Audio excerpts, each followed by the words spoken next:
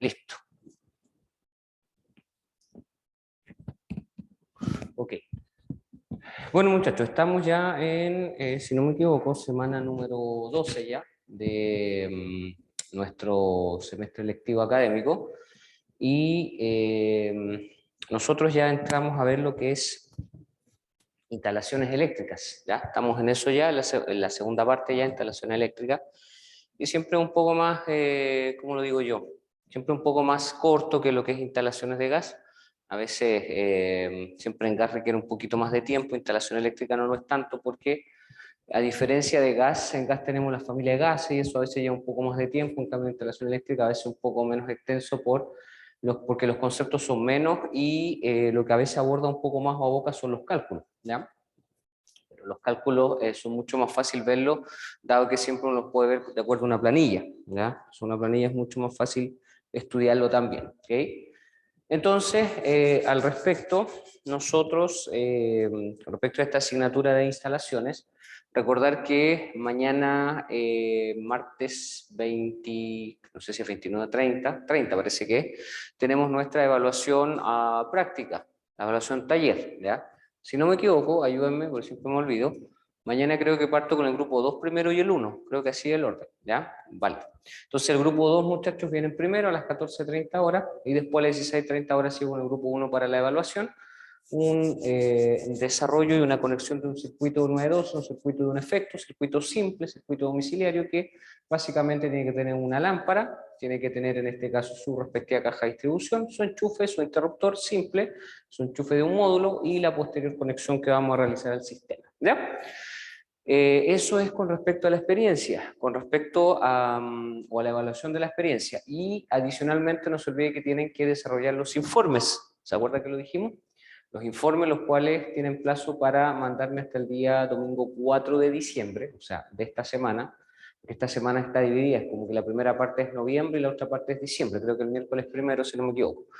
Entonces tienen hasta el domingo 4 para mandarme los informes de las 4 experiencias que desarrollamos en taller, con el mismo formato que me desarrollaron los informes para hormigón. Ya recuerde que la experiencia 1 fue el 912 o el circuito de alguna forma de un módulo o de un efecto, la experiencia 2 fue el circuito de 2 efectos, experiencia 3 circuito de 3 efectos y la experiencia anterior que fue de una combinación o de un ciclo también sería. ¿Ya? Así que con eso entonces me generan los informes que son grupales.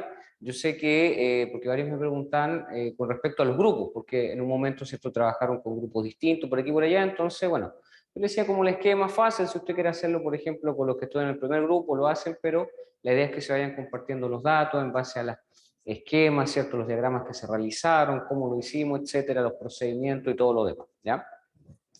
Eso es lo que a mí me interesa al respecto. Y por otro lado, una vez que terminemos, yo les adelanté la parte de taller, o sea, ya el próximo martes de la próxima semana, vamos a desarrollar una clase taller en lo que es el laboratorio, ¿cierto? Ya lo dejé pedido, lo dejé gestionado ya, para poder mostrarle en esa clase cómo se desarrolla un circuito eléctrico. ¿Ya? Básicamente para que tengan noción de lo que es un circuito eléctrico, vamos a ver un poquito de simbología y un poquito de cálculo. El cálculo no lo alcanzo a ver en una clase, entonces voy a dejar visto una parte y después la subsiguiente sigo viendo cálculos, ¿ya? Básicamente para mostrarles lo que es memoria de cálculo, diagrama unilineal o diagrama de flujo y algunos otros cálculos con respecto a las potencias o el cálculo de las potencias de un sistema, ¿ya? Que como le digo es bastante poco. Y de ahí me interesa ver un poquito, voy a retomar gas y electricidad juntos, para que podamos ver más o menos cuál es, la palabra no es el protocolo, cuáles son las exigencias que tiene que tener usted para poder presentar un proyecto frente a las entidades pertinentes, la entidad certificadora, y por otro lado también podamos ver lo que es el cobro, por ejemplo, que se hace por kilowatt hora en base al consumo que ustedes tienen domiciliario, ¿ya? Yo les decía que eso también, eso que vamos a calcular son valores aproximados, dado que dependiendo la zona, dependiendo las horas, si estamos en horas puntas, si estamos en horas peak, si estamos en horarios normales, ¿cierto? Va a ser el cobro del kilowatt hora. ¿Ya? Ahora con toda esta cuestión del alza también eso ha afectado por supuesto el precio del kilowatt hora, ¿ya? Estaba haciendo una comparativa o estaba haciendo unos gráficos el otro día porque justamente nos toca entregar un condominio habitacional, un conjunto de vivienda y justamente tenemos que entregarlo con la apuesta de los servicios, o sea, lo que se llama la factibilidad ya, en este caso, operativa. Y claro, estaba haciendo una comparativa, haciendo unos gráficos que, por ejemplo, en igualdad de condiciones, hace 5 años atrás más o menos me tocó entregar un condominio habitacional más o menos de las mismas características, en el mismo lugar, en el mismo sector en Santiago, y estaba mirando que hace 5 años atrás y ahora hay una diferencia bastante importante. O sea, estamos hablando más o menos un 28,54% de diferencia con respecto al cobro del kilowatt hora, o sea, hace 5 años atrás versus ahora. O sea, igual es harto, si se dan cuenta. Igual es bastante, porque si eso usted lo va sumando, por ejemplo, mensualmente, la curva es ascendente. Entonces eso nos dice algo que obviamente el tema de los precios, y no solamente el rubro de servicios, sino que también a nivel de todo lo que tiene que ver con el rubro, ¿cierto?, propiamente tal nuestro. De hecho, no sé si han escuchado las noticias de que se anuncia un alza importante para los materiales de construcción. Eso es porque hay una escasez, o sea, el tema, no sé si no voy a hablar del tema de la oferta y la demanda. O sea, hay menos cantidad de elementos, menos cantidad de insumos, por lo tanto, los pocos que hay suben de precio. La ley de la oferta y la demanda. ¿Ya? Si no lo han visto, en algún momento lo van a ver eso en economía, en algún ramo de economía que tengan, si es que ya no lo están viendo, y obviamente eso hace que de alguna forma la competencia sea menos desmedida. Ahora, ¿qué ocurre cuando hay más producto, cuando hay más insumo, cuando hay más competencia? Claramente los precios ahí ya tienden a equipararse. ¿Ya?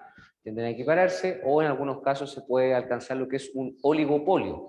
Un oligopolio significa que en este caso hay varios elementos, varios insumos, varias marcas, varias empresas que tienen el control, por así decirlo, que es distinto a monopolio, que es uno solo. Luego, el oligopolio es cuando varios tienen, ¿cierto?, el control de los precios y todo lo demás, ¿ya? Pero bueno, eso es economía de empresa. Estábamos hablando de eso el otro día con los chicos en una asignatura que me toca dictar de eso. Entretenido. Ya, eso es entonces con respecto a informaciones. ¿Queda claro entonces más o menos, muchachos, lo que nos resta? Fíjense que es bastante poco porque estamos en última semana de noviembre, nos quedaría la primera, la segunda de diciembre, la semana del 6, después la semana del 15 y algo por ahí, y ya más o menos en esa fecha ya deberíamos nosotros, entre el 15 y el 20 de diciembre, me pidieron a mí ya obviamente tener la nota ya más o menos definida, la nota final, con la cual se le va a subir al SIGA. Ustedes saben que finalmente es una sola nota, ¿ya? Lo que ustedes tienen en las aulas virtuales son en este caso un resumido de notas, una planilla que yo les dejé ahí que está todo al día, y obviamente con eso la gracia es que vayamos mirando cuánto es la nota que usted le va dando. Una vez que ustedes me envíen el informe, también la voy a agregar ahí, ¿cierto? Con la experiencia de mañana también se va a agregar ahí, y voy a ir agregando los porcentajes respectivos, ¿ya? Para que ustedes lo tengan claro ese tema. Estamos con lo mismo. A ver. Los que están conectados online, aprovecho de preguntar, muchachos, ¿se entendió bien la instrucción?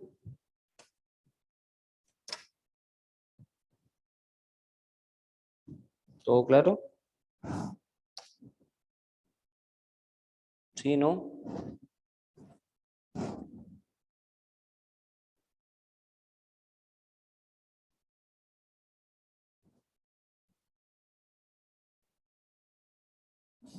Ahí sí. Ya, eso es a grandes rasgos, muchachos, lo que quería comentarles. Bien, vamos a ir ahora a los contenidos entonces que nos corresponde visualizar para el día de hoy. Ya, don Cristian me dice que sí, perfecto. Gracias, ahorita Marley también ahí me contestaron. Ya.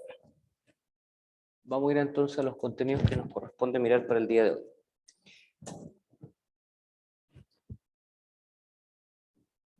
Entonces, sí. Perfecto. Voy a conectar el cargador también. Ya, esas son las informaciones, muchachos. Insisto, si alguien tiene alguna duda con respecto a eso, me lo va preguntando.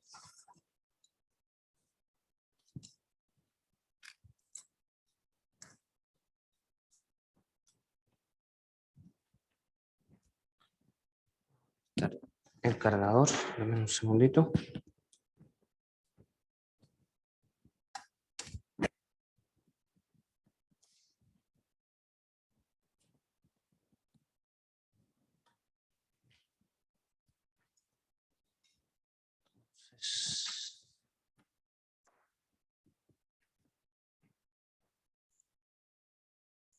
Ya.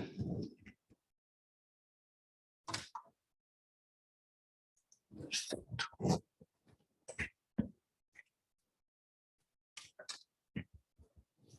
Ahí sí. Bien, vamos a lo nuestro, muchachos, entonces. ¿En qué estamos nosotros? En instalaciones domiciliarias eléctricas. Ya, la clase pasada se recuerda que fue lo que estuvimos mirando, ¿no? ¿Qué estuvimos hablando en la clase pasada? ¿Se recuerdan?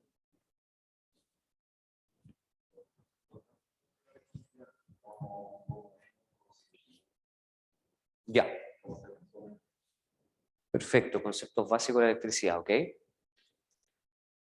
¿Se acuerdan de algunos conceptos básicos que estuvimos mirando, conceptos esenciales? Y voy a utilizar mismo que la misma palabra que me declaró su compañero. ¿Se acuerda que lo estuve hablando acerca de algunos que son esenciales? Le dije, estos son esenciales. ¿Cómo se llaman esos conceptos que son esenciales? Le dimos un nombre.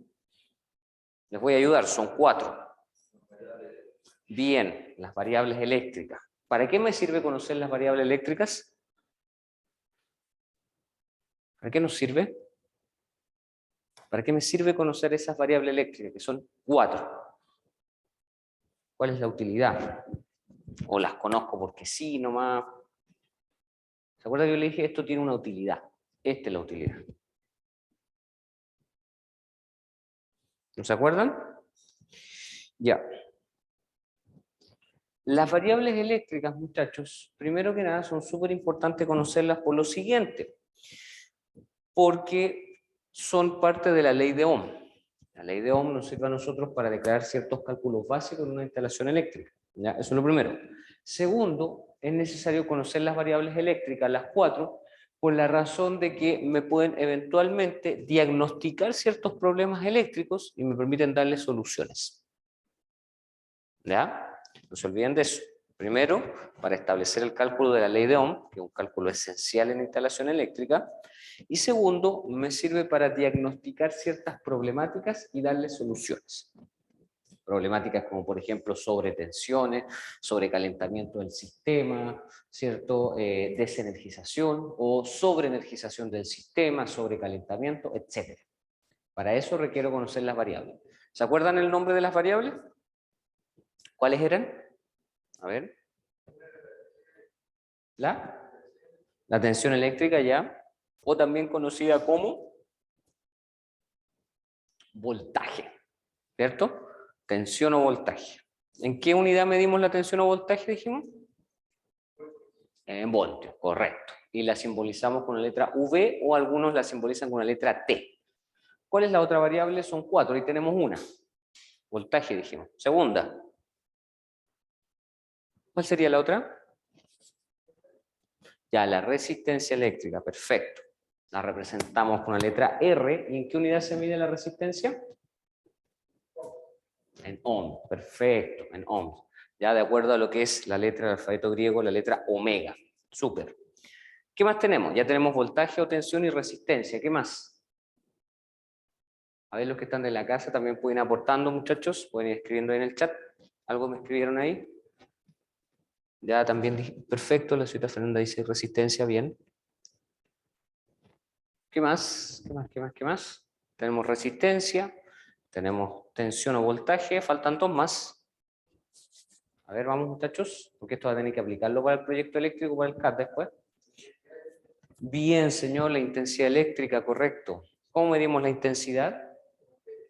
Ampere. La representamos en letra I latina, ¿cierto? Y la medimos en ampere. Y nos está faltando una última. ¿Cómo se llama la última? Que es más conocida para ustedes. Que es en lo cual yo mido los artefactos eléctricos. ¿Cómo se llama? La potencia. Bien. La potencia eléctrica, correcto. La simbolizamos con una letra P mayúscula y la medimos ¿en qué unidad? En watts. Y esa es más fácil porque cada equipo, cada artefacto está conectado a una cierta potencia o establece un cierto trabajo. ¿Ya? No se olviden de esas variables, muchachos, porque con esas variables, insisto, vamos a tener que aplicar al proyecto y con esas vamos a hacer algunos análisis de caso también. Entonces no se olviden de cada una de esas 4 variables. Entonces, con esas 4 variables en mente, nosotros podemos generar lo que es un circuito eléctrico. A eso le vamos a adicionar que la clase pasada hablamos nosotros de conductores y aislantes. ¿Habrá una diferencia entre conductor y aislante o no? ¿Se acuerda que hablamos de eso? ¿Ya? Perfecto, Cita Fernanda. ¿Se acuerda que hablamos de conductores y aislantes? Dijimos que el conductor, de hecho ahí lo vamos a volver a dar otra definición, es el elemento que me permite, en este caso, que por sus componentes pueda viajar el flujo de electrones o el flujo energético, ¿ya? O los electrones en este caso. Y eso hace, cierto, que yo pueda generar distintas conexiones bajo distintos puntos, bajo distintos parámetros. Y por otro lado tenemos los aislantes. Dijimos que los aislantes oponen cierta resistencia al flujo eléctrico, aunque también dijimos que en el fondo permiten el flujo de electrones, pero en menor medida que los conductores, ¿ya? De ahí que también hablamos que tenemos ciertos elementos que son de alguna forma conductores y aislantes. En su mayoría yo le dije que todos los elementos metálicos son conductores. ¿Se acuerda que dijimos eso? Todos los elementos que tengan componentes metálicos o que sean de alguna forma en su esencia metálicos tienden a conducir la electricidad o el flujo de electrones. No así los aislantes. Dijimos que todo material derivado del petróleo, todo material elastomérico es un material, cierto, que posee o que presenta cierta resistencia al flujo eléctrico. Esto también lo comentamos, ¿ya? En base a eso, entonces, con respecto a lo que es un circuito eléctrico ahora, de manera más formal, un circuito eléctrico, en este caso, muchachos, tiene algunos elementos que son necesarios analizar. Por ejemplo, lo primero es la fuente energética o la fuente de energía, ¿ya? La fuente de energía, que es súper necesario analizarla. Dame un segundo, por favor. Escucho cierto eco.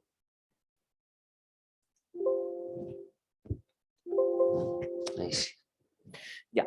La potencia, en este caso, perdón, digo, la fuente energética o la fuente de la energía, vamos a decir que es un tema tremendamente preponderante, ¿ya? Tremendamente preponderante, porque es finalmente desde donde yo voy a obtener ese flujo de electrones. Entonces lo primero es, obviamente, saber la fuente, desde dónde va a venir. Para nuestro caso, hablando en instalaciones eléctricas, usted sabe que el flujo eléctrico proviene de todo lo que es las líneas de tensión eléctrica, técnicamente hablando, ¿ya?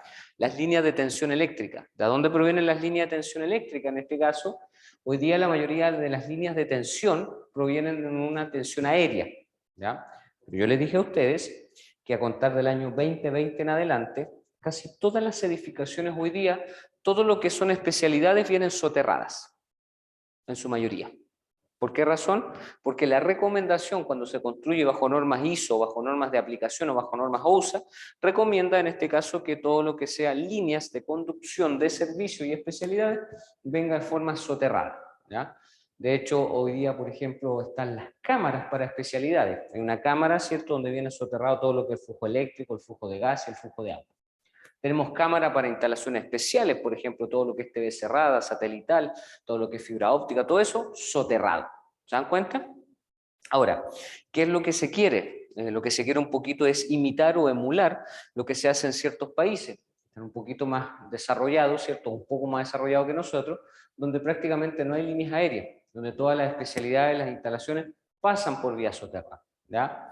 Pero claramente para hacer eso tendríamos que, o se debería implementar mayores cambios, pero al menos toda edificación nueva, como le digo, ya sea conjunto de viviendas habitacionales o conjunto de departamentos o de blocks, básicamente vienen con ese elemento. Por otro lado, hoy día, la mayoría de las edificaciones en altura, por ejemplo, hoy día se está utilizando mucho las celdas fotovoltaicas o el panel solar, ¿ya? Hoy día se está utilizando mucho eso, ¿cierto? Como un grado de exigencia. Incluso estaba hablando con un colega y me comentaba que, por ejemplo, hoy día parte de estos departamentos, en este caso que, ¿cómo decirlo?, que auspicia, por así decirlo, el Servicio de Vivienda y Urbanismo, el Servio, usted puede postular con un cierto subsidio. Hoy día la mayoría de los departamentos, por ejemplo, vienen con sistema de reutilización de aguas y por otro lado con paneles solares, ¿ya? Estaba mostrando una foto de unos colegas, este colega se dedica a trabajar con Servio, y me mostraba, cierto, cómo en la mayoría de los últimos proyectos hoy día, por ejemplo, todo lo que son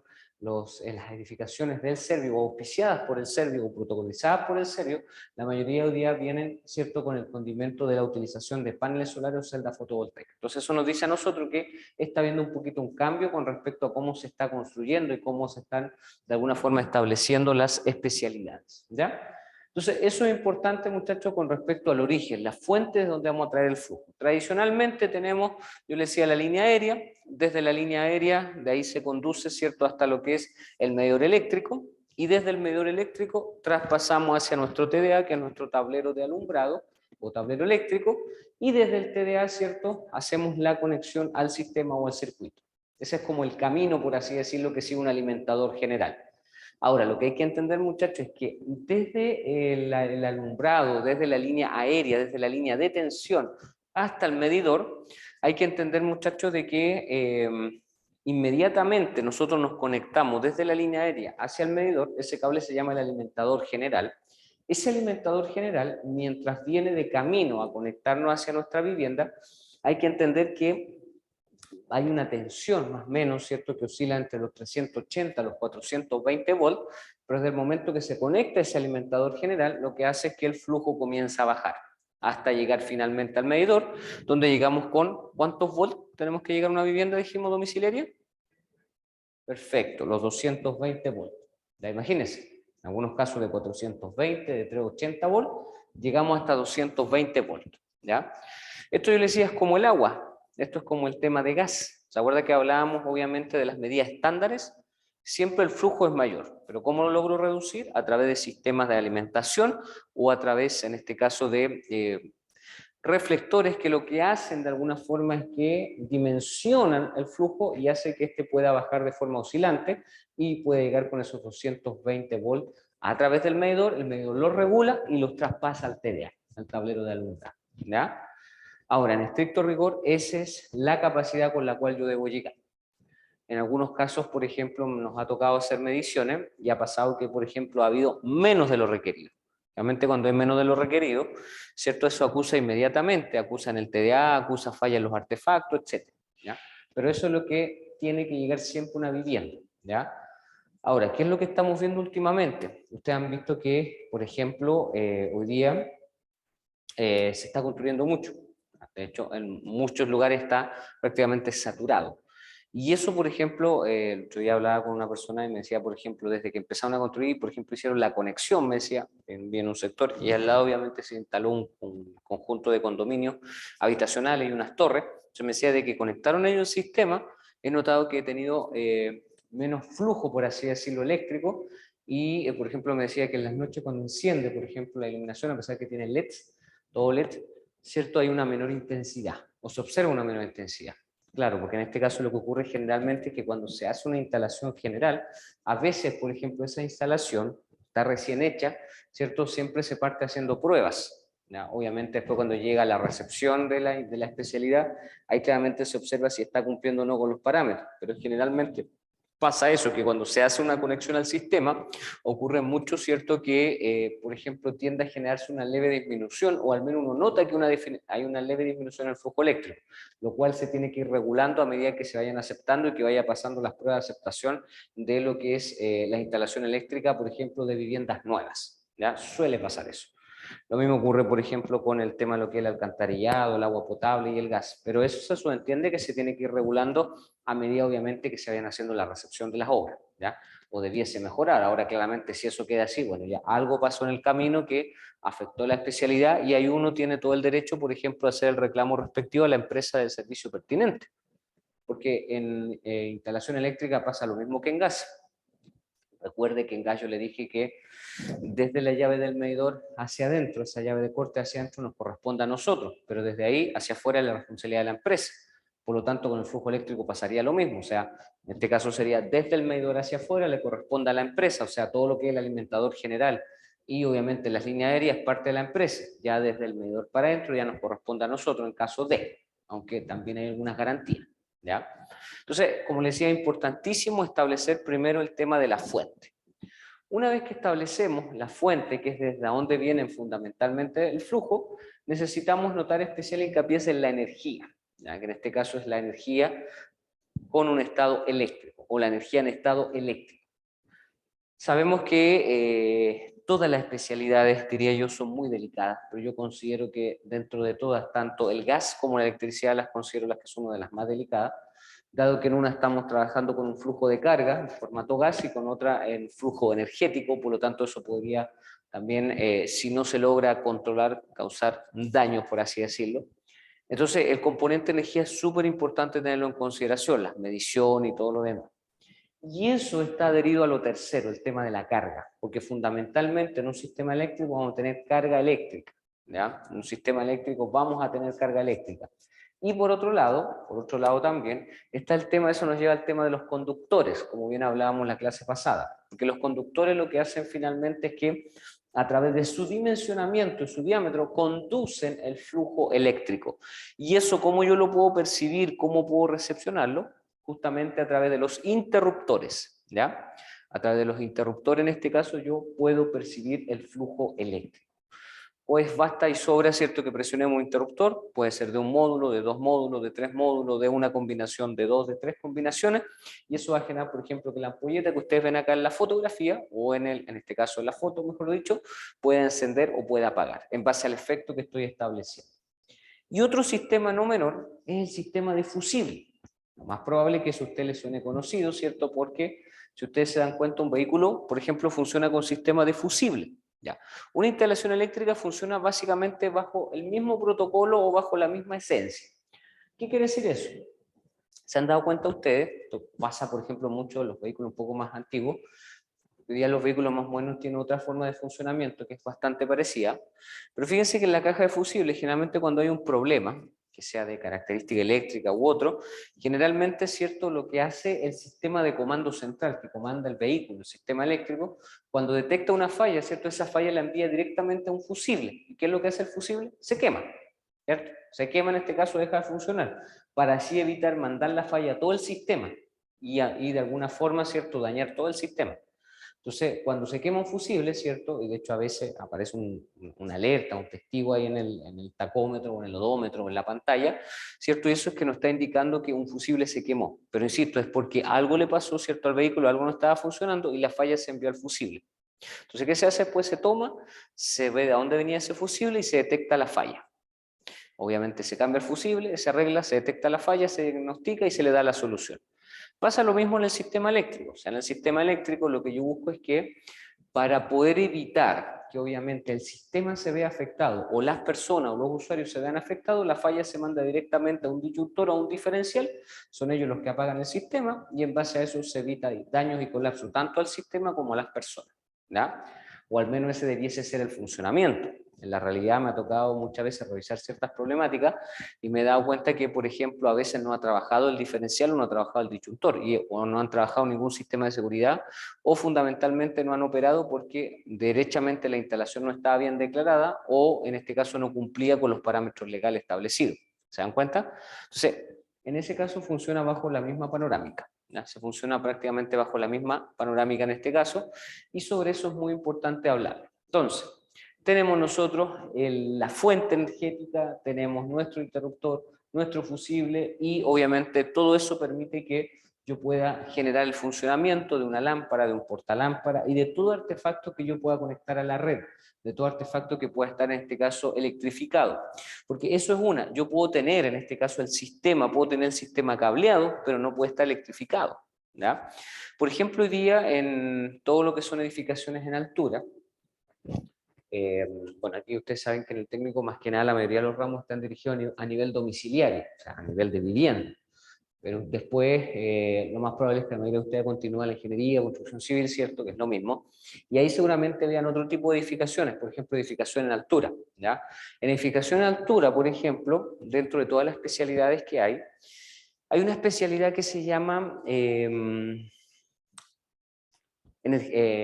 instalaciones inertes. No sé si no iba a hablar de eso. Instalaciones eléctricas inertes, o la red inerte también se le llama. No sé si ya no iba a hablar de eso. Eso se ve en edificación en altura, en torno, no se ve en casa, ¿ya? ¿Cuál es la gracia de la red eléctrica inerte? Que como bien lo dice, es una red eléctrica, ¿ya?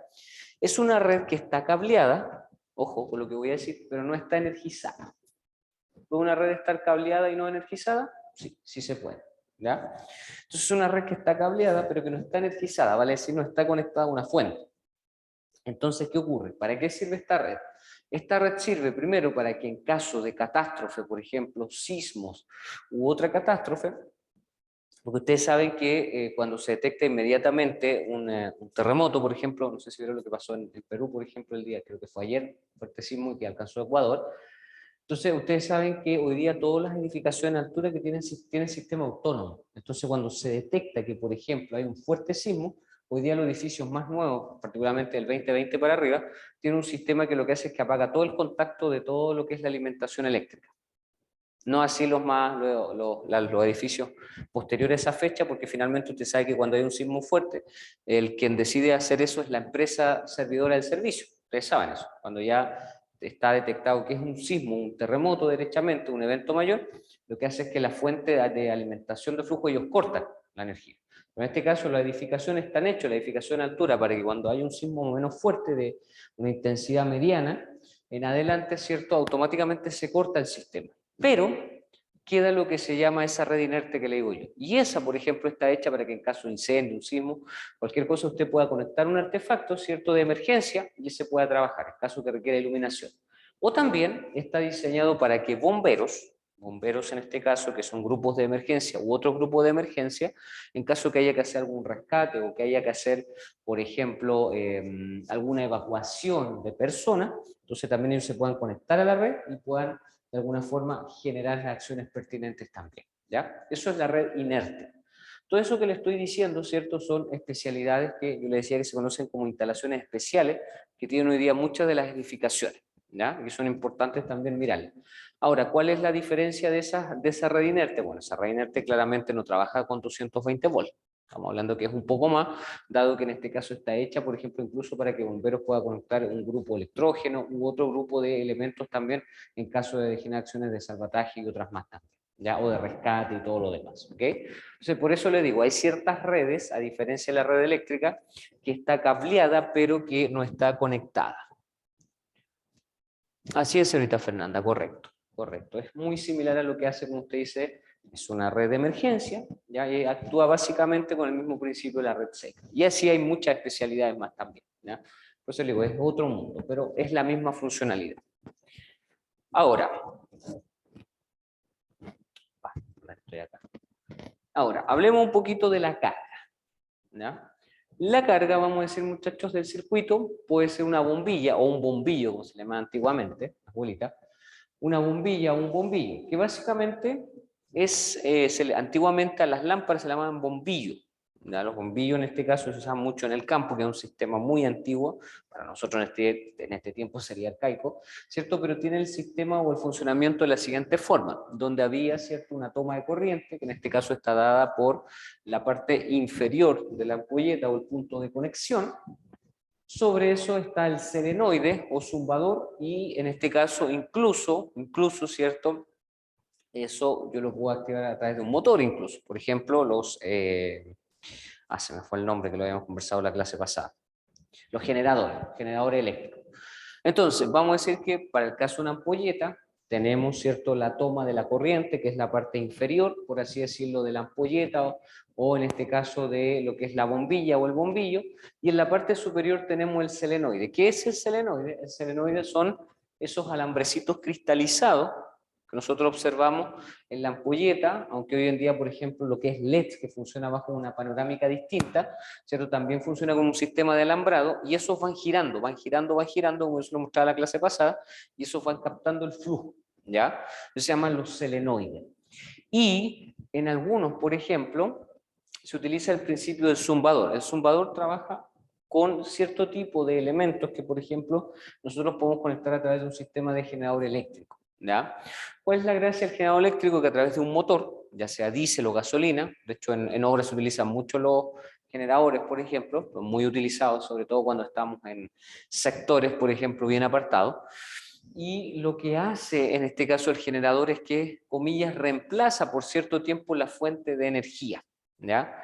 Hoy en día, los generadores eléctricos más modernos, hay unos que el otro día los estaba mirando y quedé gratamente conforme, que lo había escuchado hablar de ellos, de hecho había estado viendo una cotización, pero aún no llegan, pues este tema de la pandemia, ¿cierto? Y todas las cuestiones, varias cuestiones que se atrasaron. yo hace, no sé si les conté, pero hace unos 2, 3 años atrás más o menos, creo que fue 4, me tocó participar en no sé si ustedes saben que a nivel mundial se realizan las ferias de la construcción. Ustedes saben que aquí en Chile se realiza una, no sé si en algún momento han oído o de alguna forma han escuchado que realiza la feria de la construcción acá en Santiago, ¿ya? Bueno, el año pasado no creo que hayan podido asistir porque como estuvimos todos guardados, la mayoría, ¿cierto? Y de hecho se hizo online. Pero comúnmente se hace aquí en Santiago, en Espacio Riesgo, la Feria de la Construcción, donde se presentan las últimas tecnologías, los productos, ahí vamos las empresas, van estudiantes también de distintas instituciones. Nosotros la última vez que fuimos el 2000, estamos 2021, 2019 fue. ¿Ya? Me tocó ir acá con un grupo de acá y con otro grupo de la competencia, no le gana a nadie. Y fuimos por ahí con los chicos en buses, ¿cierto? Fue una experiencia bien bonita. Pero aparte de eso, eso un poco se realiza emulando lo que se hace en otros países. Por ejemplo, en Estados Unidos se realiza, el mundo de la construcción se llama, y eso se realiza en enero. Pero la principal feria mundial es la que se realiza en China, en Guangzhou, la feria de Cantón que se llama, ¿ya? Esa feria es mucho más grande que la que se hace en Estados Unidos y ahí obviamente se ven muchas cosas bastante tecnológicas y yo más o menos hace 4 años atrás tuvimos la oportunidad de ir con unos colegas a esa feria, la feria de Guangzhou, y ahí nos llamó la atención porque habían unos generadores eléctricos, de hecho la empresa tiene filial acá en Chile, que se alimentaba con paneles solares. Me pareció bastante interesante, de hecho preguntamos con el proveedor, y el proveedor en ese tiempo me dijo, mire, esto más o menos está pronosticado que lleven 4 o 5 años más o menos. Lo encontré interesante, porque fíjese que usted no necesita alimentarlo ni con diésel, ¿cierto? Ni con benzina, por así decirlo, con energía convencional, sino que con paneles solares. ¿Qué es lo que hace? Tiene el mismo funcionamiento de un panel solar, que durante el día absorbe energía, ¿cierto? Se alimenta en la celda y eso la deja cargada completamente y el otro día usted la puede usar. Esa fue una que me llamó la atención. Y la otra que me llamó la atención de un generador que me tocó mirar ahí, un generador híbrido, que funciona bajo el mismo sistema de los autos. O sea, tiene el paso de benzina, ¿cierto? Y obviamente el paso de la alimentación, pero en este caso no eléctrica, sino de la alimentación solar. O sea, por un lado alimentación solar y por otro lado se podía también alimentar a través de gasolina. Eso me llamó la atención. Y en ese sentido, muchachos, creo que son tecnologías bastante importantes porque fundamentalmente nos ayudan a ocupar todo lo que son las energías renovables, vamos a decirlo así, ¿ya? Imagínense que, por ejemplo, no tuviéramos las condiciones, a lo mejor, como me ha tocado muchas veces estando en lugares que están bastante alejados de lo que es la zona urbana, imagínense, por ejemplo, en climas desérticos, en el norte sobre todo, ¿cuánto me serviría usar ese sistema? Ustedes saben que en el norte tenemos cierta energía solar de sobra, ¿ya? De sobra. Y justamente son generadores que están hechos para trabajar con la alimentación solar. Como también hay generadores que, por ejemplo, hoy día se pueden alimentar a través de la energía eólica, a través de los vientos. Entonces, también eso no me ha tocado verlos in situ, pero también he escuchado que están justamente en mercados internacionales. Entonces, por eso les decía, si nosotros miramos y observamos en Chile, ya sea hacia el sur o hacia el norte, tenemos fuentes, hablando justamente de fuentes, y eso puede generar la carga. De hecho, ustedes saben que en Chile hay varios proyectos para generar alimentación eléctrica a través de la energía solar y para el sur a través de la energía eólica o mareomotriz. O sea, tenemos eso de sobra. Si me preguntan, tenemos eso de sobra, ¿ya? Bueno, entonces, volviendo un poquito a lo que estamos viendo, todo sistema, ya sea independiente de la alimentación, debemos de saber que en sí me va a generar la carga. La carga obviamente tiene como objetivo principal alimentar ciertos dispositivos con, en este caso, corriente, ya sea cierto para crear, ¿qué cosa? Luz primero, ¿cierto? ¿Qué creo yo? Luz. O sea, a través de la conexión de un artefacto, a través de la carga genero luz, genero movimiento, por ejemplo, un computador, una televisión, generamos movimiento, y también generamos sonido, por ejemplo, un aparato estéreo. ¿Ya? Un aparato estéreo en este caso nos genera todo eso. ¿Okay? ¿Qué más nos puede generar? Entre otras cosas. ¿Ya? Entre otras cosas. O sea, con el hecho de generar la carga me va a generar movimiento y funcionamiento. Es cosa que ustedes conectan su celular. El celular tenía poca batería o el computador lo conectamos. Esa carga o esa batería o esa red que nos conectamos, ¿cierto? Lo que está haciendo es que está alimentando el sistema, ¿cierto? Está alimentando el sistema y eso hace, ¿cierto?, que al alimentarlo claramente pueda ser perdurable en el tiempo y pueda ocuparlo de forma correcta, ¿ya? Entonces, un computador, ¿cierto?, una ampolleta, en este caso un enchufe, tenemos enchufe hoy día americano, ¿cierto?, que somos menos que están ahí en la foto, o los típicos enchufes que utilizamos de 2 o de 3 vías que se llaman. de 2 o de 3 vías, ¿ya? Que son los más comunes que nosotros tenemos acá en Chile al menos, ¿ya? Eso se ven, ¿cierto? Pero ya a nivel más industrial, pero también existen obviamente. Entonces, el primer concepto es el concepto de la carga, ¿ya? Concepto de la carga. ¿Quiero aclarar un poquito con respecto a ese concepto? Concepto de la carga, ¿se entiende obviamente? ¿Sí? Ok. ¿Qué otro concepto es importante? Bueno, yo le hablaba del concepto fusible también, ¿ya? El concepto fusible, vamos a decir que los fusibles están utilizados, ¿cierto?, bajo el mismo principio del diferencial y del disyuntor. Tiene el mismo principio. Finalmente el fusible es una protección al sistema, ¿ya? Es una protección. Nosotros en instalaciones a nivel domiciliario necesitamos tener protección, insisto. Están los diferenciales, están los disyuntores, están los tierra servicio, están los tierra protección, los TS y los TP, que también vamos a hablar de ellos. Y lo que hacen fundamentalmente es protejo un sistema. ¿Para qué? Para evitar exceso de corriente. ¿Puede haber exceso de corriente? ¿Puede haber sobretensión en una instalación? Sí, sí la puede haber. Entonces, en base a eso, es donde necesitamos de los sistemas de emergencia, ¿ya? Y esto es lo que yo le he explicado.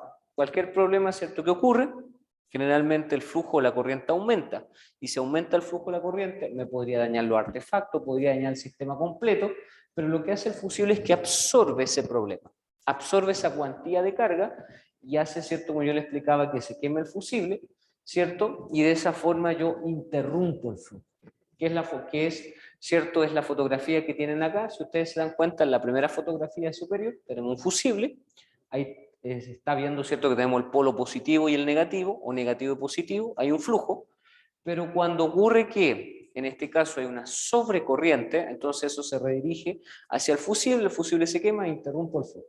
Si ustedes se dan cuenta, acá tenemos una línea ondulada. Y esa línea ondulada, por ejemplo, acá en la cima, en la parte superior, y el valle, que es la parte inferior, aparecen cortadas las líneas. ¿Qué me quiere decir eso?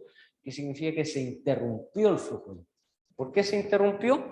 Porque el fusible absorbió, en este caso, absorbió, ¿cierto?, esa problemática. Eso es lo que busca en este caso el principio del fusible, absorber dichas problemáticas, ¿ya? Absorber en este caso dichas problemáticas. Ese es el principio entonces del fusible, como un sistema de seguridad. Así como un automóvil, ¿cierto? Lo mismo pasa en un sistema eléctrico domiciliario, ¿ya? El fusible en este caso que, insisto, es un sistema de seguridad, ¿ya? Un sistema de seguridad. Por ejemplo, a nivel de edificaciones, en altura, vuelvo a citar un poco el ejemplo que hay un poco distinto, el mismo principio, pero hay algunas cosas que cambian. En este caso, el sistema de alimentación trabaja muchas veces con sistema de fusible, propiamente tal. Muy parecido a la caja fusible de los vehículos, pero en mayor amplitud, ¿ya? A nivel industrial, por ejemplo, las plantas procesadoras de energía eléctrica también trabajan con tableros de fusible, porque se entenderá que ahí el flujo es mayor, o sea, estamos hablando de un flujo industrial, 480 bolas, a veces 500 bolas incluso, y un poco más. Claramente necesito un sistema así como eso. Recuerde que nosotros tenemos el sistema de alta tensión, media tensión y baja tensión. Nosotros estamos trabajando en baja tensión, ¿ya? Pero los demás sistemas, por ejemplo, las instituciones, edificaciones que a veces trabajan en media tensión, pero los que trabajan en alta tensión, sobre todo las torres de alta tensión, que son las plantas alimentadoras o distribuidoras en este caso, necesitan un sistema como este, por ejemplo, en caso de generarse cualquier falla, ¿ya? Eso es importante también tenerlo en consideración, lo que es el sistema de fusibles o el concepto de fusibles también, ¿ya? Insisto que acá, por ejemplo, nosotros tenemos diferencial, disyuntor, y también yo le decía, vamos a ver también la tierra servicio y la tierra protección. Hoy día la más común, por ejemplo, tierra protección, tenemos la típica barra Copperwell, ¿cierto?, en una vivienda domiciliaria, y en edificación en altura no se utilizan barras, en edificación en altura utilizamos malla electrostática. Unas mallas, ¿cierto?, que de alguna forma se trabajan con soldadura exotérmica, y obviamente quedan empotradas en la losa. Empotradas significa que quedan interiormente en la losa, o en este caso en la batalla se le llama también, que es fundamentalmente la fundación, y ahí queda de alguna forma la malla electrosoldada, y lo que hace es que captura o canaliza todo el flujo, toda la sobretensión, y la redirige hacia las fundaciones, ¿ya? Eso se cubre con cal y otros elementos más también, que lo que hace es que disminuye el flujo energético. Eso es lo que se hace hoy día, por ejemplo, en edificación en altura, porque la barra Copperwell es solamente para nivel domiciliario, ¿ya? Solamente para nivel domiciliario. Incluso hoy día en las casas también se están utilizando mallas, ¿ya? Porque se dice que es un sistema un poco más seguro y más, en este caso, equilibrado para poder absorber el flujo eléctrico. Por ejemplo, en condominios ya se está utilizando también las mallas, mucho las mallas, ¿ya? La verdad que tiene una gran ventaja también, pero requiere de una expertise, obviamente, para poder colocarla, para poder chequearla y para poder revisarla, y requiere el trabajo de soldadura también, ¿ya? Soldadura exotérmica estamos hablando. Un sistema bastante interesante. Bueno, en base a eso, nosotros vamos a generar lo que se llama la conexión de circuitos, ¿ya? La conexión de circuitos. ¿Qué tipo de circuitos tenemos? Tenemos los circuitos serie, paralelo y mixto, ¿ya? Que me imagino que se han de acordar de esto porque lo más probable es que la enseñanza media por ahí lo tocaron. El circuito en serie, vamos a decir que es el primero que aparece en lista, ¿ya? Circuito en serie. Circuito en serie vamos a decir que tiene la característica de que el paso, el flujo de la energía tiene un solo camino, ¿ya? Tiene un solo camino, o sea, ¿cierto? Si ustedes ven el esquema acá arriba, por ejemplo, yo puedo tener, no sé, 3 portalámparas, un portalámpara, 2 portalámparas, pero siempre van a estar por el mismo camino. ¿Qué significa eso? Que yo con un interruptor, ¿cierto?, puedo hacer funcionar 1, 2 o 3 portalámparas, ¿cierto? Ya sea que las 3 estén prendidas o las 3 estén apagadas. O sea, tengo un solo camino del flujo energético. En cambio, por ejemplo, el circuito paralelo, lo que puede ocurrir, ¿cierto?, es que yo puedo encender una y apagar otra a la vez. ¿Se dan cuenta? ¿Por qué razón pasa eso? Porque en el circuito paralelo yo puedo tener varios caminos para el flujo energético. Puedo tener varios caminos, ¿ya? Eso es lo que puede ocurrir. Para el flujo paralelo puedo tener varios caminos, puedo tener más de un camino. Entonces en el paralelo tenemos un solo camino para el flujo, en el serie, perdón, tenemos un solo camino para el flujo, y en el paralelo podemos tener más de uno, 2, 3, todos los que queramos. Y el mixto es la combinación en el fondo de los dos, ¿ya? El mixto en el fondo, muchachos, es la combinación de los dos. De hecho, lo más probable es que usted en su casa tenga un sistema mixto. Lo más probable es que en su casa tenga un sistema mixto. ¿Por qué razón? Porque usted tiene sistemas, por ejemplo, en serie. Por ejemplo, usted en su habitación, lo más probable, yo le decía, usted tiene un interruptor, tiene un enchufe, tiene una lámpara, la caja y la conexión al sistema. ¿Sí? Lo más obvio de eso, ¿ya?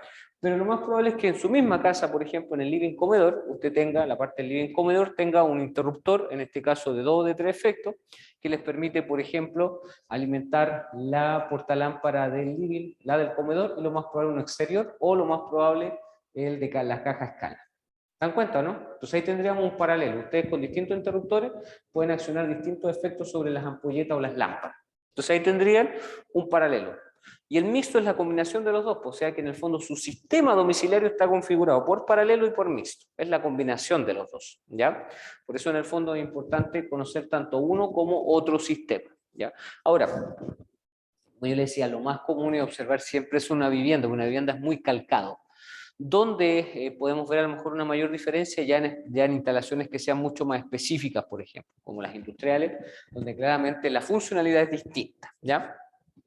Ahora, veamos una definición para una y la otra.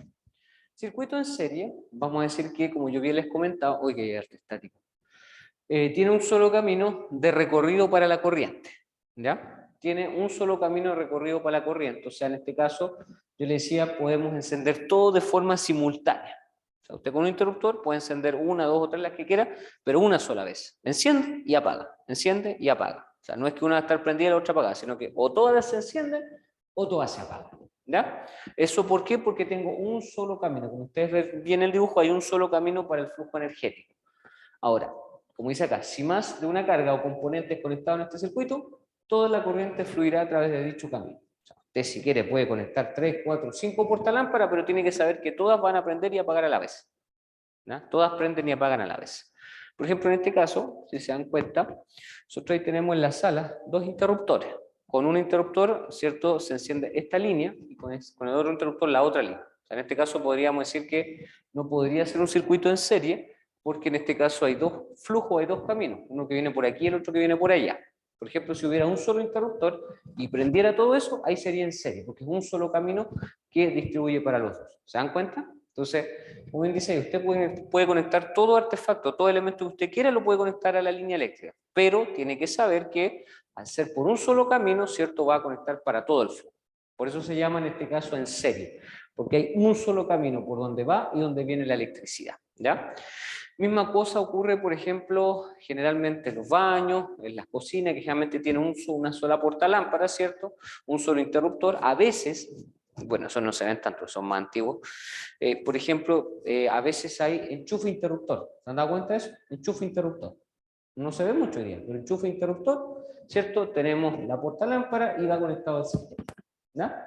Ahora, ¿eso qué es lo que permite? A veces se ocupaba mucho porque era un menor costo, porque me evitaba, por ejemplo, instalar un enchufe, sino que tenía enchufe interruptor y listo. Aunque hoy día ya no se ve mucho, ¿no? Porque hoy día el fajo de pliego RIC, que es el que establece todo lo que es la parte eléctrica, hoy día no habla mucho de ello. Obviamente no es que lo prohíba, pero en este caso es como que lo deja un poco de lado porque dice o recomienda que debiesen estar todas las instalaciones bajo, o todos los elementos, artefactos bajo una cierta caja. Debiesen estar independientes, ¿ya? Entonces, como les decía, más allá de eso, es importante saber que el en serie, que es el típico que nosotros tenemos, obviamente, se maneja a través de un solo sistema. Y por otro lado,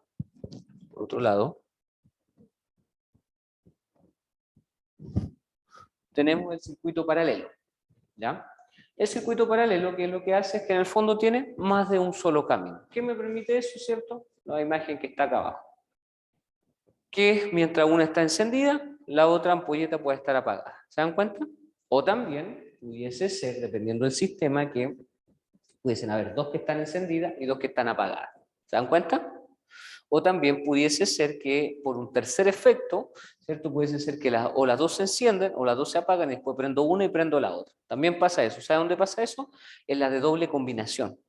O de los sistemas de doble o de tres combinación pueden hacer que por un módulo, ¿cierto? O por un pin, yo encienda las dos y yo apague las dos. Pero por otro pin se enciendan independientes. Por ejemplo, eso pasa sobre todo en los sistemas de dos o de tres combinación, ¿verdad? Que son ya más industriales. Pero la típica a nivel domiciliario es la que aparece en la fotografía en la parte inferior, donde nosotros vemos y observamos que, ¿cierto? Se enciende una y se apaga la otra. Por eso le decía yo, usted en su casa tiene finalmente un circuito mixto, porque si en ciertos lugares tiene un sistema que va por un solo flujo, en otro lado ocurre, ¿cierto?, que va por más de un flujo. Entonces aquí vemos y observamos que la anterior tenía un solo camino. Esta, por ejemplo, tengo aquí 1, 2 acá, ¿ven? Y eso hace que obviamente al tener dos caminos o dos recorridos yo pueda anexar cada uno de los sistemas, ¿ya? ¿Se entiende un poquito la diferencia entonces entre serie y paralelo? ¿Queda claro, muchachos? Porque vamos a tener que hacer después con esto, ya la próxima semana vamos a hacer algunos cálculos. Por eso estoy explicando hoy día ya un poquito más la teoría, y vamos a trabajar con algunos cálculos de algunas planillas también, de algunos que nos van a finalmente hacer el cálculo después para el sistema o para el proyecto que usted me va a trabajar, ¿ya? Bueno, eso es con respecto al serie y paralelo, ¿ya? El mixto no lo explico porque en el fondo, digo, es una combinación de los dos, entonces no requiere una mayor fundamentación. Ahora, ¿esto qué nos va a llevar? A esto, muchachos, a esto quiero llegar. La famosa ley de Ohm, ¿ya? La ley de Ohm, vamos a decir que es una metodología o es un método que nos permite a nosotros poder, en este caso, calcular variables eléctricas. Y aquí volvemos a lo mismo. ¿Cuáles son las variables eléctricas? ¿Cuáles son las variables eléctricas? Ya, resistencia, intensidad, bien. ¿Qué más dijimos?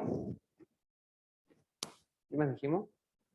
Resistencia, intensidad, potencia y, falta la más importante de todas, voltaje o tensión. ¿Ya? A esa variable eléctrica me refiero. ¿Para qué me sirve la variable eléctrica? Para trabajar y calcular la ley de Ohm. ¿Ya? Ahora, ¿por qué es necesario comprender esto? Por lo que dice acá la presentación. Porque se van a manifestar ciertos problemas en la red eléctrica y yo que necesito hacer es diagnosticarlo y darle soluciones, ¿ya? Para eso vamos a utilizar estos triangulitos. No sé si lo habrán visto o no en algún momento, ¿ya? Me imagino que los vieron, pero para eso vamos a utilizar estos dos triángulos. La verdad es que hay un tercero, pero es la mixtura, entonces prefiero trabajar con estos dos. Fijarse cómo uno, esto yo les voy a pedir que esto ojalá se lo aprenda. ¿Cómo se aprende uno esto? ¿Cierto? Tan fácil como decir V, I, R. V, I, R, VIR. V, I, R, y el otro es P, V, I. P, V, I. ¿Qué significan cada uno de ellos? Fíjense que, por ejemplo, el primero dice V. V significa voltaje, ¿ya? En la parte inferior, I significa intensidad, a mano izquierda y a mano derecha R, resistencia. Y por otro lado, el otro, ¿cierto? Es P, potencia, mano izquierda, voltaje, mano derecha, intensidad. Lo vamos a escribir acá en la pizarra y le voy a explicar cómo funciona esto, porque es súper entretenido. Nos vamos a entretener harto con esto.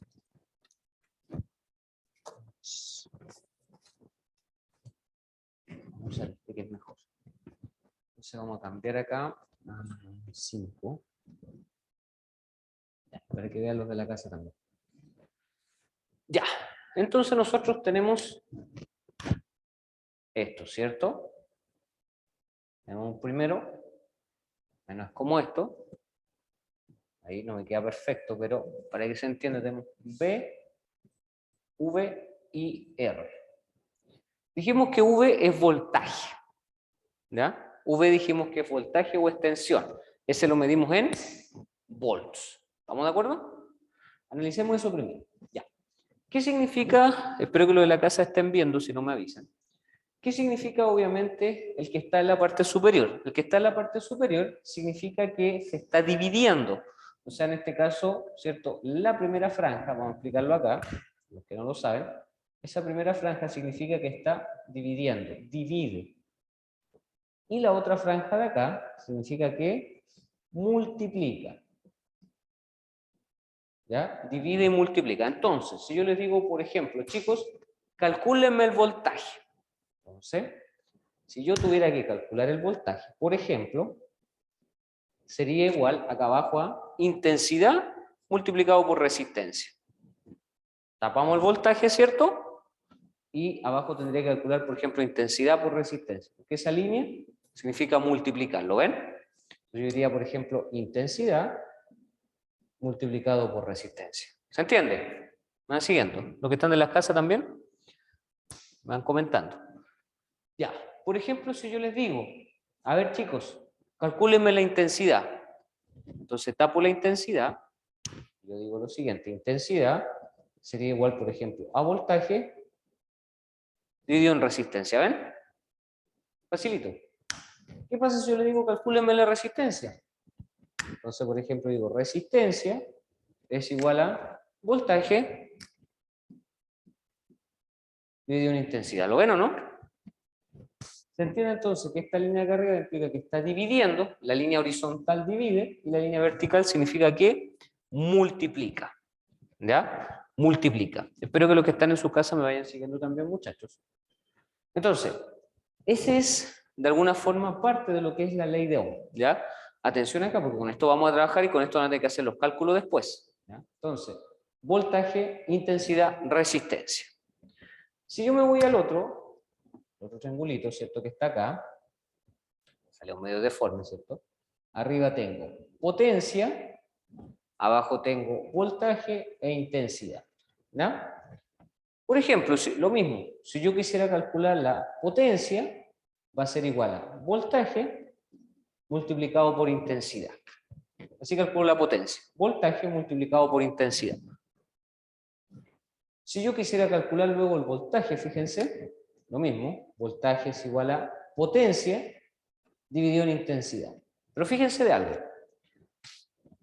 Acá también puedo calcular el voltaje, ¿ven? Con otro triángulo. Aquí yo tengo voltaje, intensidad por resistencia, y acá me están diciendo voltaje, potencia dividido en intensidad. O sea, tengo dos formas. Me pregunto, ¿con cuál me quedo? Con la variable que tenga. Si usted en un caso, por ejemplo, le da la intensidad y la resistencia, trabaje con eso. Por otro lado, si usted le da la potencia y la intensidad, trabaje con ese. ¿Qué es lo que uno siempre tiene que mirar? Las variables que tiene. ¿Ok? Mire las variables que tengan, porque vamos a trabajar con algunos casos, por eso le digo, mire las variables que tenga, observe, comprenda, haga comprensión de lectora y en base a eso opere. ¿Ya? Por ejemplo, fíjense, otra forma de calcular la intensidad también. Intensidad me dice que es igual a potencia dividido en voltaje. Acá también calculo la intensidad. Voltaje dividido en resistencia. Y acá fíjense, potencia dividido en voltaje. O sea, hay más de una forma para calcular la intensidad, los voltajes. La potencia es una sola, voltaje por intensidad. ¿Ya? Y eso tiene que ver un poquito con respecto al sistema con el cual vamos a trabajar, porque ahora hay que colocar en el fondo ¿Cómo se calcula para un circuito mixto? O sea, perdón, digo, ¿cómo se calcula para un circuito en serie y un circuito en paralelo? Una vez entendiendo las gráficas de la ley de Ohm, yo puedo entender cómo se calculan ahora para un en serie y para un en paralelo, que son distintas. Y eso es lo que vamos en la próxima clase. ¿Cómo puedo calcularlo desde un circuito en base a lo que estamos mirando? ¿Ya? ¿Queda claro más o menos cómo funciona esto, la ley de Ohm? ¿Se acordaban? Me imagino que lo habían visto por aquí, a lo mejor, si no lo habían visto, es súper fácil, como le digo. No se olvide que siempre esta línea horizontal divide y la vertical multiplica. Tan fácil como si ustedes les piden, por ejemplo, el voltaje, tapan el voltaje y se queda intensidad-resistencia. Si le piden la intensidad, tapen ahí, voltaje-resistencia. Eso es lo que tienen que hacer, ¿ya? Y esto nos permite, como dice la presentación, obviamente, diagnosticar ciertas problemáticas también en base a las 4 variables. No se olviden que las 4 variables, que lo tengan en consideración, son, ¿cierto? V, voltaje, ¿cierto? Que nosotros las medimos en volts, tenemos la P, potencia, ¿cierto? La potencia la medimos en watt, y la intensidad, ¿cierto? Intensidad. ¿En qué unidad medíamos la intensidad, dijimos? En amperes, ¿cierto? Y finalmente nos queda la R, resistencia, que la medimos en una unidad que es ohm. Ahí está. ¿Ya? Esas son las 4 variables con las cuales nosotros de alguna forma vamos a trabajar y vamos a calcular un sistema eléctrico. Entonces, por eso es importante tenerlas en consideración también, muchachos. ¿Ya? Eso es lo que nos permite hacer entonces la ley de Ohm. Con eso vamos a ver algunos casos también, vamos a estudiar algunos casos bien particulares también bien interesantes, y eso nos va a permitir después llegar a calcular incluso hasta, como yo les decía, el consumo energético. ¿Ya? ¿Queda claro entonces? ¿Sí? Porque como le digo, con esto vamos a fundamentar lo demás. Bueno, teniendo en consideración todos esos cálculos, ¿cierto? Teniendo en consideración todos esos cálculos, 5, 9.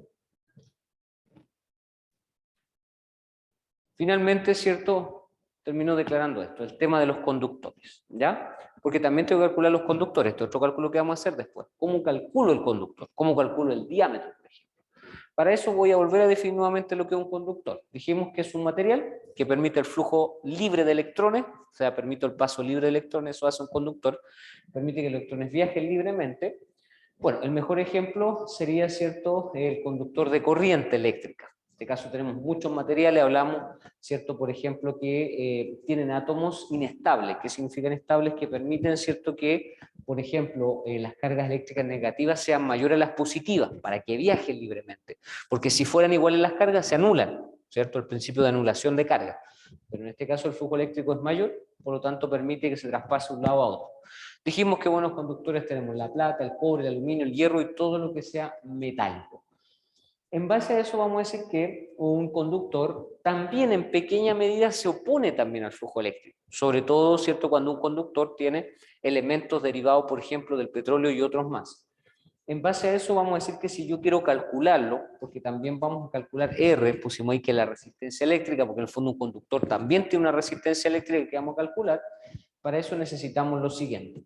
El material, saber el tipo de material con el cual vamos a trabajar, necesitamos conocer la sección o el seccionamiento, significa la medición, el diámetro, y además de eso necesitamos tener el largo también, el largo nominal. ¿Ya? El largo nominal o la cota con la cual vamos a trabajar. Teniendo esas 3 variables podríamos calcular más o menos el conductor con el cual vamos a trabajar. Y por otro lado no hay que olvidarse esto, que yo lo he visto harto en taller con ustedes, que tenemos la carcasa o la cubierta protectora, tenemos el aislante y tenemos el alma conductora. ¿Ya? Con todos esos elementos entonces básicamente nosotros podemos trabajar y podemos establecer parámetros también para nuestros conductores. ¿Ya? Parámetros en este caso para nuestros conductores y podemos calcularlo de hecho. ¿Okay? De hecho hay un cálculo que vamos a establecer también para poder revisar y poder visualizar para lo que son los sistemas de conducción. Los conductores se calculan también. ¿Ya? El seccionamiento, el dimensionamiento se calculan, a diferencia de lo que hacíamos en gas, que era por ley del tanteo, aquí, cierto, en electricidad los calculamos. ¿Ya? Hay una fórmula que vamos a utilizar, está el cálculo geométrico y está el cálculo real. Vamos a ver los dos, para que tengan noción en este caso de los dos, y veamos obviamente cuál es el más usual también. ¿Ya? Eso también va a depender, insisto, del tipo de material que ocupemos, porque cada material tiene un coeficiente. Vamos a ver que cada material, por ejemplo, el cobre, el aluminio, el estaño, todos tienen un coeficiente de trabajo. Se llama coeficiente de trabajo axial. Y por otro lado también conocer el largo. O sea, en base al largo, al dimensionamiento que vamos a tener, también es importante contextualizar. ¿Ok? Eso es más que nada... Hola, hola, ¿qué tal? Pasen nomás, muchachos. Pasen nomás adelante. Adelante. Entonces, en base a esa materialidad, ¿cierto? Y en base a ese seccionamiento es de acuerdo a cómo nosotros vamos a trabajar. ¿Ya? ¿Se entiende eso, muchachos? Ya, y para el redondeo, aquí están, fíjense.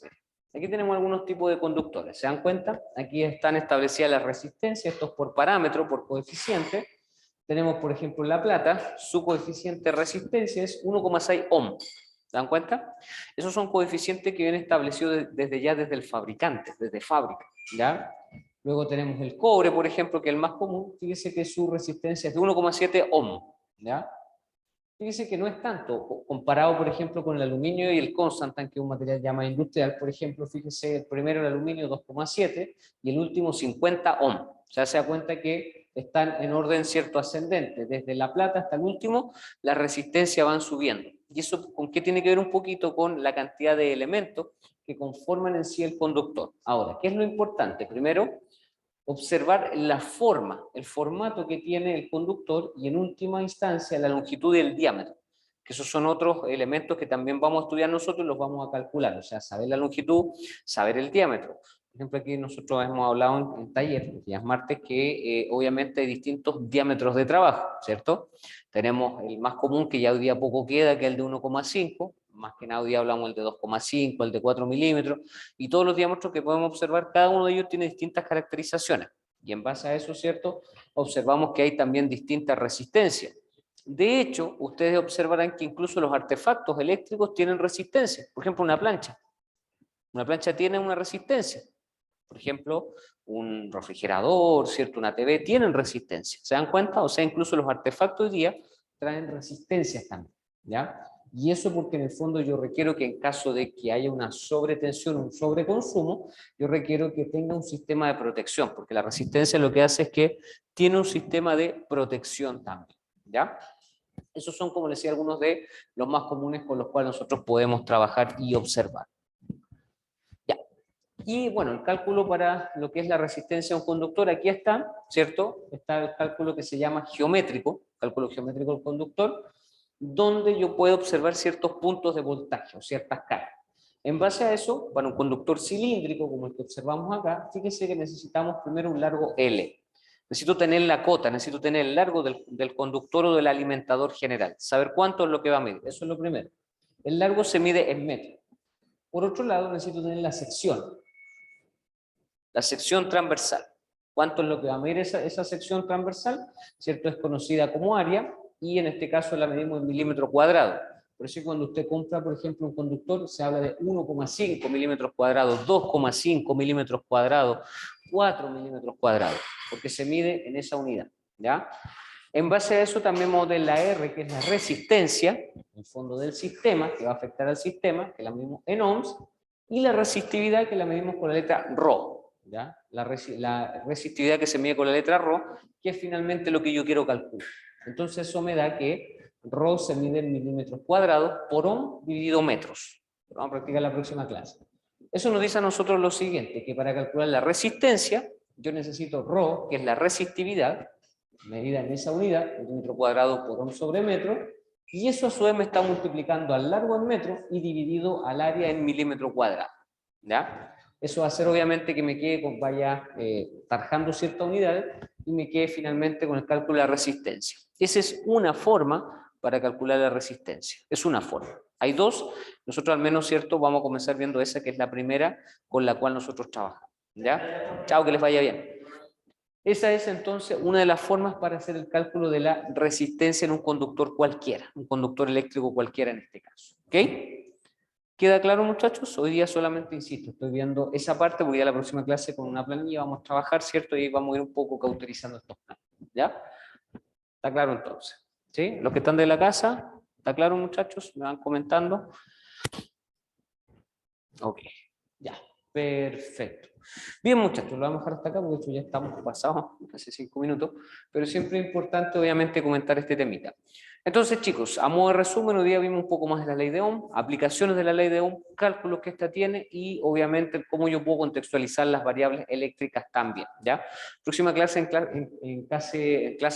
cátedra, vamos a trabajar ya con cálculo, analizando algunos casos, algunas planillas también para que las tengan. Y mañana, entonces, no se olviden, grupo con los grupos respectivos 2, 14:30 y el grupo 1, 16:30 para la evaluación de la parte de taller, ¿ya? Así que los espero en esos horarios, así que me despido de los que están desde las casas, muchachos, que estén muy bien, cuídense, que tengan muy buena semana, chao, chao, muchachos, vamos a detener la grabación.